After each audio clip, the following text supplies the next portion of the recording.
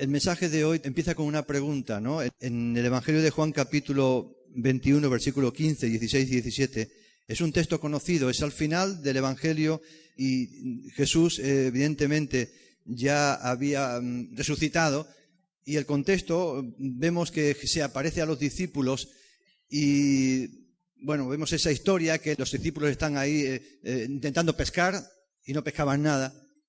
A pesar de ser profesionales, se sentían frustrados. Y desde la orilla un hombre, porque le veían como un hombre, dijo, echad la red a la derecha. Ellos echaron la red a la derecha y dice la palabra del Señor que había tantos peces que la barca casi no podía, solamente por echarlo a la derecha. Y eso nos pasa a nosotros. A veces pensamos, ¿verdad?, que lo hacemos a la derecha o a la izquierda y funciona. Yo no soy pescador, pero me imagino que si tú estás en una barca pequeñita, entre echar la red a la izquierda o echarla a la derecha, no creo que haya mucha diferencia de banco de peces, digo yo, porque no era el Titanic, sería una barca pequeñita. Pero la diferencia entre la izquierda y la derecha en este caso es que era la voluntad de Dios. Y cuando nosotros echamos la red en la voluntad de Dios, aunque esté muy cerca de lo que no es su voluntad, la cosa cambia. Primera enseñanza, ¿verdad? Pero bueno, este era el contexto que tenían. Y cuando ellos vieron aquello, se dieron cuenta que eran pescadores, que no era muy normal. Y enseguida Pedro se dio cuenta, no, Juan dijo, este es Jesús. Y Pedro se tuvo que vestir del todo porque se había quitado alguna ropa y fue a buscar a Jesús que estaba ahí en la orilla. Y luego él ya en la orilla le estaba esperando con unos peces. Y es ahí, ¿verdad?, donde Jesús les habla. Y le dice a Pedro, el capítulo 21, versículo 15, 16 y 17 que conocemos, cuando hubieron comido, Jesús dijo a Simón Pedro, Simón, hijo de Jonás, ¿me amas más que esto? Le respondió, sí, Señor, tú sabes que te amo. Y Jesús le dijo, apacienta mis corderos. Y la segunda vez, versículo 16, volvió a decirle la segunda vez, Simón, hijo de Jonás, ¿me amas? Y Pedro le respondió, sí, Señor, tú sabes que te amo. Y Jesús le dijo, pastorea mis ovejas. Versículo 17, y volvió y le dijo la tercera vez, Simón, hijo de Jonás, ¿me amas? Y Pedro se entristeció de que le dijera la tercera vez, ¿me amas? Y le respondió, Señor, tú lo sabes todo, tú sabes que te amo. Y Jesús le dijo, apacienta mis ovejas. Es interesante, ¿verdad?, que si yo en esta mañana, que es el mensaje que quiero compartir contigo, es esta pregunta, ¿amas a Dios? Si yo te hago esta pregunta, en tu mente va a venir, bueno, es obvio, si no amara a Dios no estaría aquí. Por ejemplo, puedes pensar. Pero piensa que a veces Dios hace preguntas que nos parecen obvias, pero que realmente tienen más profundidad, que es lo que le pasó a Pedro. Había estado 3 años con él, había muerto, resucitado, había pasado tiempo, y Jesús se le ocurre esta pregunta obvia. Y así como Pedro lo vio, la primera vez que Jesús le dice a Pedro, Pedro, ¿me amas? Él, como tú y como yo, dijo, Señor, claro que te amo. No pensó nada, sí, claro que te amo. Y la segunda vez, Pedro volvió a pensar lo mismo. Jesús le dijo, Pedro, ¿me amas? Y lo hemos leído, ¿verdad? Que le vuelva a decir, Señor, tú sabes que te amo. Ni siquiera se pensó, ¿por qué Jesús me pregunta 2 veces la misma cosa, no? Porque son preguntas que a veces las damos por obvias, que son preguntas que ya sabemos. ¿Cómo si yo te pregunto a ti, hermano y hermana, ¿amas a Dios? Mira, ¿qué está diciendo? Pero cuando ya el Señor le dice la tercera vez, ¿verdad? La actitud de Pedro no fue igual. Dice que se entristeció. Y yo no creo que se entristeciera, ¿verdad?, porque estuviera hablando con Jesús. Se entristeció porque dijo, me estás diciendo algo más. Me estás diciendo algo más. Algo más, algo más. Y eso es lo que yo quiero en esta mañana. Cuando yo te pregunto, ¿verdad?, y también para mí, ¿amas a Dios? No lo veas como una pregunta obvia. Llevo tantos años. Yo conozco al Maestro, he visto milagros. Conozco la Biblia. Piensa, piensa. Hay una diferencia, ¿verdad?, que a lo mejor nosotros no tenemos, que sí tenían entonces, ¿no? Cuando se usaba el griego, tenían diferentes palabras para hablar del amor. Hoy cuando hablamos del amor, incluye todo. Incluye el amor más puro, hasta el amor carnal, simplemente una relación carnal se llama también hacer el amor. El amor lo usamos para muchas cosas, lo usamos amor, pues para, sí, yo amo un coche, yo amo ir a tal sitio, yo amo una bandera, yo amo un país, yo amo una persona, yo amo a mi hijo. Usamos la palabra amor, pero en aquel tiempo, ¿verdad?, había diferentes palabras en griego que tenían un significado distinto y son las que aquí Jesús usa, ¿verdad?, y Pedro. Había 3 palabras, ¿no? Ágape, Filadelfia, filio, y luego también la filantropía, que se usa muchas veces, ¿verdad? Gente que le gusta la filantropía, ¿no? Y el ágape es esa palabra, ¿no? Que sea el amor espiritual, el amor auténtico, el amor de Dios hacia nosotros y nosotros hacia Dios, es el amor auténtico. Eso es amor. Pero también hay otra palabra que es amor, que es Filadelfia, filio, ¿no? Que es un amor, pues bueno, que es de alguna manera entre hermanos, ¿no? Entre personas, diferente al otro. Es amor también. Es amor también. Y luego está el amor de filantropía, ¿no? Que es el amor hacia los hombres, a ciertas cosas, ¿no? Que de alguna manera también es amor. Y vemos en la palabra del Señor que se usa de diferentes maneras el amor ágape. Primera de Corintios, cuando habla del capítulo 13, el famoso texto del amor que es sufrido, ahí el amor ágape. Cuando habla también en Juan capítulo 3, versículo 16, de tal manera amó Dios al mundo, es el amor también ágape.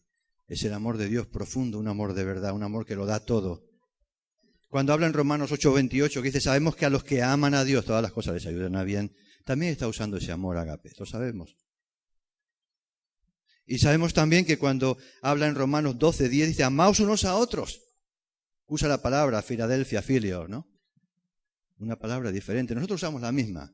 Yo te amo, Dios, yo te amo, hermano, yo te amo, coche, casa. Yo amo el cine, amo la literatura. Usamos la misma palabra.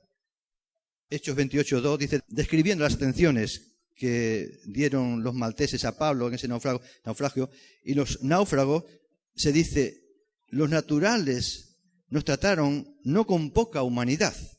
Y ahí usa la palabra también amor, que es filantropía, filio, ¿verdad? Diferentes situaciones que no tienen casi que ver una con la otra y usan la palabra distinta. Nosotros no tenemos esa riqueza, o por lo menos no la usamos. Es por esto que la palabra amor, esa pregunta, ¿amas a Dios?, no es tan obvia, sino le amo como una casa, le amo como a mi bolso, como mi cartera, mi camisa, no tengo reloj, pero bueno, le amo como a mi móvil, le amo como a mi esposa, y depende qué caso, porque si hay gente que no ama ni a su esposo ni a su esposa, pues tampoco habla de un amor diferente a hablar cualquier cosa, una camisa. Pero si le ama de verdad, lo verá de otra manera. Entonces la pregunta es, ¿amas a Dios? ¿Con qué tipo de amor amas a Dios?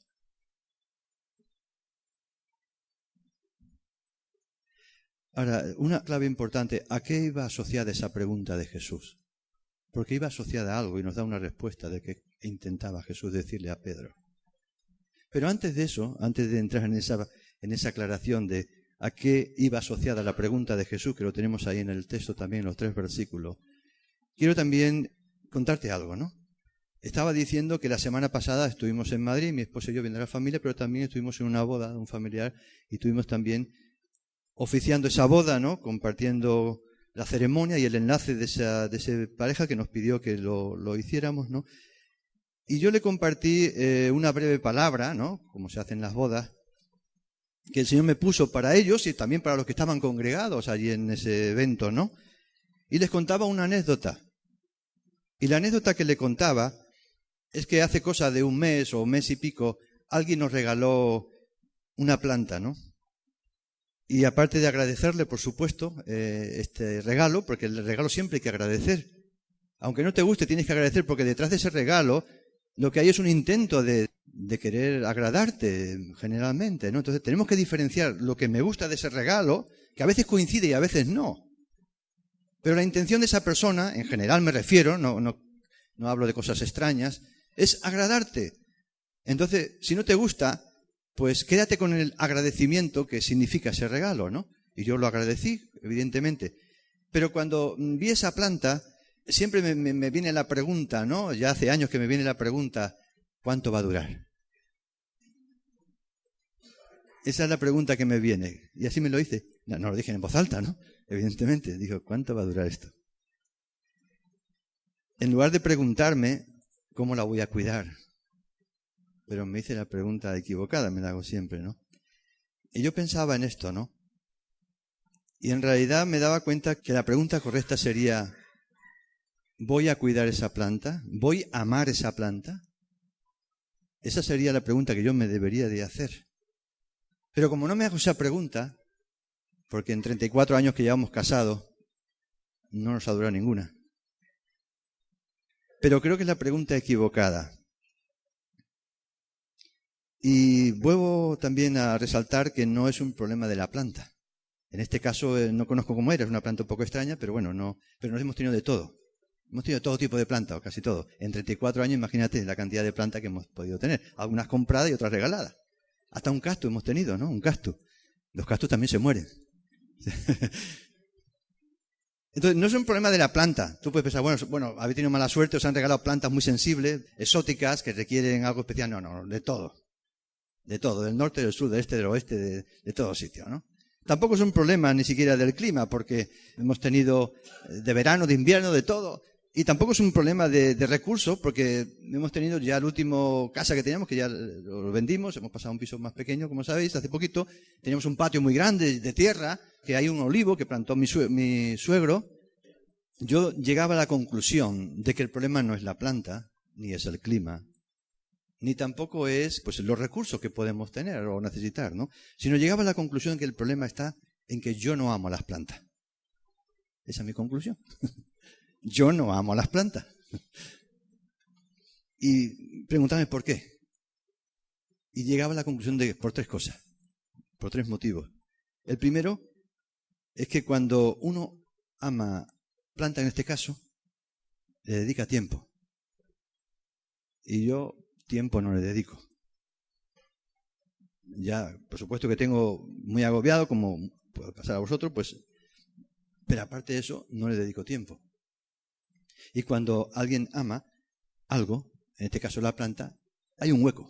Antes de dormir o cuando te levantas por la mañana, hay un hueco. Tú le haces un hueco en tu agenda porque amas esa planta, porque te gustan las plantas, ¿verdad?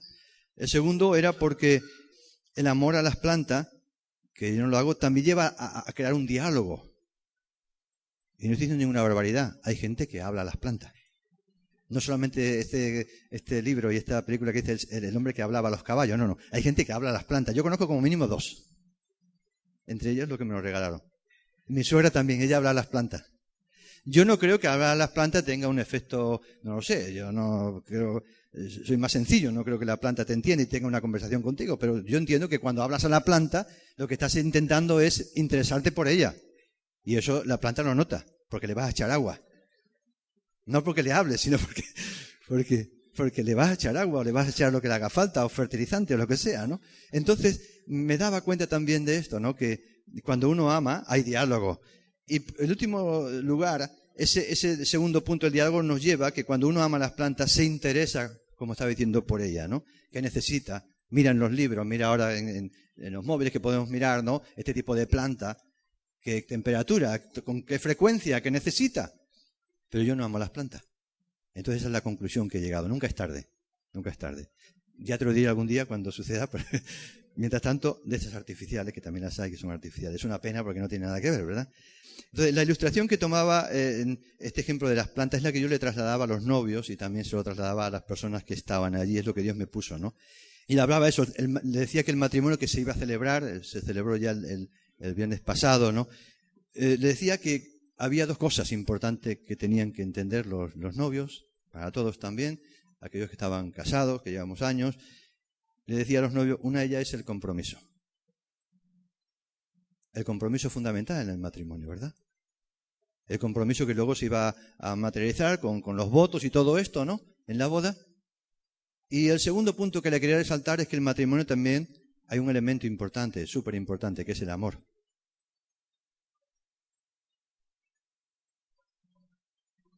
Y le decía que solamente el compromiso, si solamente tenemos un compromiso, que es lo que es el matrimonio, también un compromiso, un pacto que hacemos, ¿verdad? Sin amor, claro que se puede llevar, pero es muy cuesta arriba. Es muy cuesta arriba.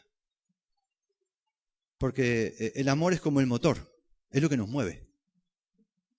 Si yo amo algo, como decía de las plantas, me va a mover a levantarme, a cuidarla, a buscar qué es lo que necesita. Si yo amo a mi esposa, me va a mover a muchas cosas. Como pasa cuando eres novio, lo hemos hablado muchas veces, cuando eres novio, haces muchas tonterías. ¿Qué te mueve? El amor. Tonterías maravillosas, muchas veces, ¿verdad? Que luego se echa de menos cuando se lleva años. Así que el amor es como ese motor. Es ese motor, ¿verdad? Que realmente es el que arranca, ¿verdad? Es ese empuje, ¿no? Es como el motor de un coche. No sé cómo te ha pasado a ti alguna vez. Ya los coches son más modernos, pero yo a lo largo de tantos años he tenido diferentes tipos de coches, de todo tipo, ¿no? Todos con motor. Pero a veces se paraba. Entonces me ha tocado a veces empujar el coche sin el motor en marcha. Y eso es duro. Lo conseguía, claro. Sobre todo en una cuesta abajo. Y en llano, empujando. Y después ya cuando cogía una velocidad, ¡pum, pum, pum!, arrancaba el motor. ¡Qué maravilla! Pero si no arrancaba el motor, qué problema. Había que seguir empujando. Entonces el amor es el motor. Es fundamental. No solamente es el pacto, no solamente es el compromiso. Le hablaba de que el amor es importante, ¿verdad? Ahora, también el amor sin compromiso también es un problema. Porque de alguna manera, si decimos que amamos a alguien pero no tenemos compromiso, estamos diciendo que nuestro amor no es un amor ágape, no es un amor auténtico. No es real el amor. Es un amor emocional. Es un amor de hoy, mañana sí y otro día no. Es por eso que muchas parejas ni siquiera se casan porque dicen, ¿para qué? Yo por si acaso. Se hacen la pregunta equivocada, como yo. Se van a unir y dicen, ¿hasta cuándo va a durar esto? Como la planta, ¿verdad? Y no se casan. ¿No? Son inteligentes, me parece bien. Me parece bien, pero no funciona eso. Porque puedes tener hijos, mañana tendrás otro matrimonio, tendrás otros hijos, otro matrimonio, otros hijos, y tendrás hijos con 4 padres. Entonces, el amor y el compromiso tienen que ir juntos. Si no hay compromiso, no hay amor. La palabra del Señor lo dice claramente. Juan capítulo 14, versículo 21, Jesús lo dijo. El que tiene mis mandamientos y los guarda, ese es el que me ama. Ese es el que me ama. Ese es el que me ama. No el otro, ese. No el que profetiza y el que hace milagros. ¿Recordáis? No es eso. Es que yo tengo mucha fe que puedo mover montañas, yo puedo hacer milagros. Pero si no es un amor con un compromiso, ¿verdad? Es un amor auténtico, no sirve para nada. Como dice Pablo, ¿verdad? Y dijo Jesús también. Señor, hemos hecho un milagro en tu nombre, no os conozco. Puede ser posible, puede ser. Así que el amor nos tiene que llevar al compromiso de obedecer la palabra del Señor. Versículo 23 dice, el Señor le dijo, el que me ama mi palabra guardará. Así que si mi amor es auténtico, yo tengo un compromiso con Dios. Un compromiso, ¿verdad? De leer su palabra, de buscarla a Él. Ahora, voy a retomar lo que dejé allí. ¿A qué iba asociada esta respuesta de Jesús a Pedro cuando le preguntó, ¿me amas? ¿A qué iba asociada? La respuesta la tenemos en 3 afirmaciones que hace Jesús cada vez que le pregunta, Pedro, ¿me amas? Y son las preguntas, o la pregunta que yo te dejo a ti en esta mañana. ¿Me amas? Isabel, mi esposa, Abraham, Loli, Pedro, ¿me amas? Y fijaros que él termina contestando a Pedro, lo tenéis en el versículo 15, en el versículo 16 y en el versículo 17 del texto que hemos leído, ¿verdad? Juan, capítulo 21, versículo 15, 16 y 17. Y la afirmación que hace Jesús es cuando le pregunta, Pedro, ¿me amas? Y él le responde, ya sabes que te amo. En la primera versículo 15 dice, Pedro, apacienta mis corderos. Cordero puede simbolizar los más jóvenes, gente nueva. En el versículo 16, Jesús le responde, pastorea mis ovejas. Y en la tercera, versículo 17, Jesús le dice lo mismo. Después de preguntarle, Pedro, ¿me amas? Y Pedro dice, ya, Señor, tú lo sabes todo. Y él le contesta, o mejor dicho, le reafirma o le dice esta afirmación, este mandato, apacienta mis ovejas. 3 versículos, 3 respuestas, 3 afirmaciones, apacienta, pastorea, apacienta. ¿Qué? Mis ovejas. Cordero, mis ovejas. Entonces, esta afirmación iba asociada, ¿verdad?, a ese amor de Jesús. Y esto nos habla a nosotros el compromiso con la Iglesia. No podemos decir que amamos a Dios si no tenemos compromiso con la Iglesia. Es un amor mal entendido. Mal entendido. Y es lo que Jesús le dice. Es la esencia de esas 3 afirmaciones a Pedro. No le está incordiando, no le está diciendo eres un desastre, porque no. Está diciendo, ¿tú me amas? hermano y hermana, ¿me amas? Te pregunta el Señor en esta mañana. Y Jesús te dice, tu respuesta tú la sabes. Yo no voy a poner tu respuesta, tú la sabes. La de Pedro la tenemos, no tenemos la tuya ni la mía. Pero tú tienes tu respuesta para Dios a esa pregunta. Y inmediatamente la afirmación de Jesús es esta. Apacienta, cuida mi iglesia. Cuida mi rebaño. No solo para el pastor, es para cada uno de los creyentes. Es para cada uno de nosotros. Es un compromiso con la iglesia, con el cuerpo de Cristo, ¿verdad? Tomando el ejemplo del matrimonio, la iglesia en realidad es ese enlace entre el esposo, que es Cristo, y nosotros, que somos la esposa. La iglesia. Es esa relación, esposo y esposa. Y es así. Y esta relación es como una planta que ha nacido. Y eso es lo que ha nacido entre Cristo y cada uno de nosotros, si le amamos de verdad. Una planta, una relación, un amor. Fantástico. Y el tema es, nos vamos a hacer la pregunta equivocada, ¿hasta cuándo va a durar? O le vamos a preguntar, Señor, ¿cómo puedo yo hacer que este amor crezca? Que este amor llegue a que un momento, como Pablo, ¿verdad?, tenía esa preocupación por las personas, por la iglesia. Por la iglesia. Y yo quiero decirte, y pido al Señor, primero doy gracias, como el tema de la planta, doy gracias de que aquí hay personas que están comprometidas con Dios, pero también con la iglesia. Quiero dar gracias a cada una de ellas, que estáis trabajando.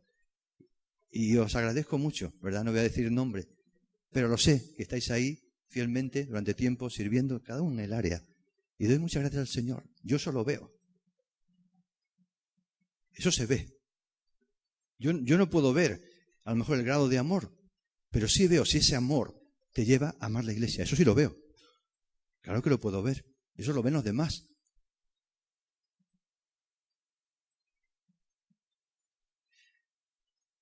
Y ese amor, ¿verdad?, como he dicho antes, al Señor, a la iglesia, nos lleva a dedicarle tiempo. Y es por eso que tú estás aquí dedicando tiempo al Señor, porque le amas. Le amas, le amas. Es por eso. Nadie te convenza de lo contrario. Qué tontería ir a la iglesia. Bueno, si conoces el amor de Dios, te das cuenta, ¿verdad?, que no hay nada tan importante como estar escuchando su palabra, como estar adorando su nombre. Y sabemos por qué lo hacemos. No lo hacemos porque el hermano que está al lado es el mejor, o porque el tiempo de alabanza, o porque el predicador sea el más elocuente. Lo hacemos porque amamos a Dios. Y queremos escuchar su palabra, queremos estar en las cosas del Señor, en los negocios del Señor, ¿verdad? Y decíamos también que ese amor nos lleva al diálogo. Y cuando nosotros amamos de verdad a Dios, hablamos con Él. Hay una diferencia.